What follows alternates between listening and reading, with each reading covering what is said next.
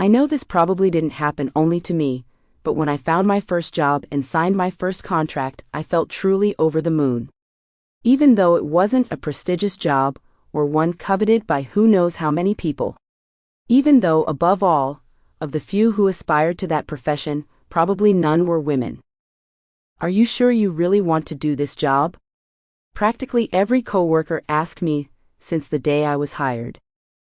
I confirmed every time that I was, even though in hindsight I must say that being a ticket inspector on public transport actually isn't the right job for a young woman.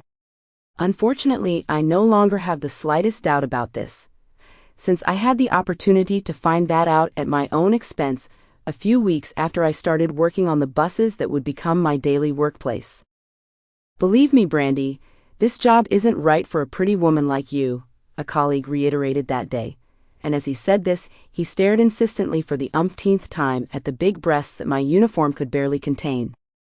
I didn't pay much attention to that, as I was used to continually receiving that kind of glances and even more explicit comments, which I always managed to take as simple compliments paid to a good-looking girl. What I received that day, however, went far beyond vulgar compliments or furtive glances at my cleavage. No, what I had to deal with that day had nothing to do with inappropriate gallantry or simple rudeness, but with a bunch of hard dicks and what those dicks demanded from me. It was almost lunchtime, and the bus on which I was working was packed as usual. Packed with part-time workers going home or going to work for the afternoon shift, and with students just out of school. Among them, I immediately noticed a group of 6 young men who were visibly older than their classmates. They were probably repeaters, and they weren't just older than the other students on that bus, but also more daring.